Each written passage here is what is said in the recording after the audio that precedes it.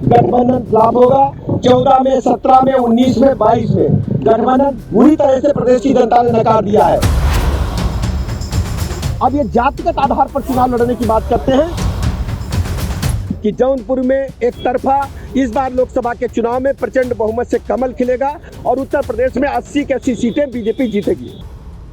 Pre monsoon की बारिश के बाद प्रदेश के डिप्टी सीएम सपा और अखिलेश यादव पर जौनपुर में जमकर बरसे। उन्होंने कहा कि आने वाले लोकसभा चुनाव में अखिलेश यादव का पिछड़ा, दलित और अल्पसंख्यक यानी पीडीए फॉर्मूला पूरी तरह से फ्लॉप होगा। भाजपा इस बार प्रदेश की सभी 80 सीटों पर अपना परचम लहराएगी, जीतेगी। अखिलेश यादव कह रहे हैं पीडीए लेकर के आ रहे हैं। मैंने आपको अभी अखिलेश यादव जी के बारे में विस्तृत रूप से बताया है। पीडीए इनका पूरी तरह से फ्लॉप होगा, गठबंधन फ्लॉप होगा। 14 में, 17 में, 19 में, 22 में गठबंधन बुरी तरह से प्रदेश की जनता ने नकार दिया है।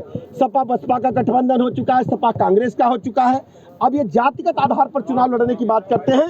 भारतीय जनता पार्टी सबका साथ, सबका विकास, सबके विश्वास के आधार पर गरीब कल्याण योजनाओं के माध्यम से जनता में घर घर पहुंच चुकी है। प्रधानमंत्री नरेंद्र मोदी के नेतृत्व में भाजपा सरकार के केंद्र में 9 साल पूरे होने पर टीडी कॉलेज में आयोजित जनसभा में उन्होंने कहा कि अखिलेश यादव का दलित, पिछड़ा और अल्पसंख्यक का फॉर्मूला फ्लॉप है। उन्होंने कहा कि पूरे प्रदेश में विपक्ष को जनता ने नकारा है। इसका उदाहरण 2014, 17, 19 और 22 के आम चुनाव हैं। इनमें भाजपा को जनता ने वोट किया है। ऐसे में इस बार अखिलेश का ये पीडीए फॉर्मूला भी नहीं चलने वाला। मोदी सरकार के 9 साल पूरे होने पर जिस तरह से जाति संप्रदाय से ऊपर उठकर जनसभाओं में भीड़ हो रही है, इससे ये साफ हो गया है कि जौनपुर में प्रचंड बहुमत से कमल खिलेगा और यूपी की 80 सीटों पर बीजेपी जीतेगी। भारतीय जनता पार्टी के माननीय प्रधानमंत्री नरेंद्र मोदी जी के 9 वर्ष सेवा, सुशासन और गरीब कल्याण पूरे होने पर जिस ढंग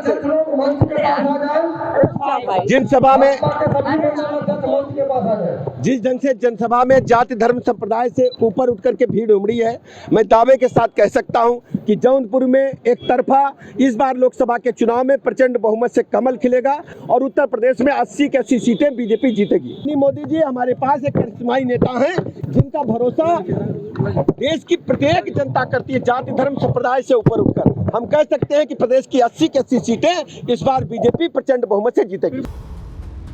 डिप्टी सीएम ब्रजेश पाठक ने आगे कहा कि प्रदेश में हुए सपा कांग्रेस, बसपा कांग्रेस गठबंधन ने हमेशा ही जातिगत आधार पर वोट मांगे और आज भी जातिगत चुनाव लड़ने की बात कर रही है। लेकिन भाजपा सरकार सबका साथ, सबका विकास की बात करती है। हम गरीबों के लिए किए गए कार्यों से जनता के दिलों तक पहुंचे और विकास के साथ हैं। आखिर में उन्होंने कहा कि वो लोग कुर्सी के लिए लड़ रहे हैं, मोदी जी देश के लिए लड़ रहे हैं। आपको बता दें कि मोदी सरकार के 9 साल पूरे होने पर सभी मंत्री और नेता जगह जगह जाकर केंद्र सरकार की 9 साल की उपलब्धियों का रिपोर्ट कार्ड जनता के सामने पेश कर रहे हैं और इसी कड़ी में डिप्टी सीएम ब्रजेश पाठक भी जौनपुर पहुंचे थे। देखिए, आप जानते हैं ये चुनाव है, वो लोग करेंगे लेकिन पूरी तरह से हारेंगे क्योंकि वो कुर्सी के लिए लड़ रहे हैं और मोदी जी देश के लिए लड़ रहे हैं।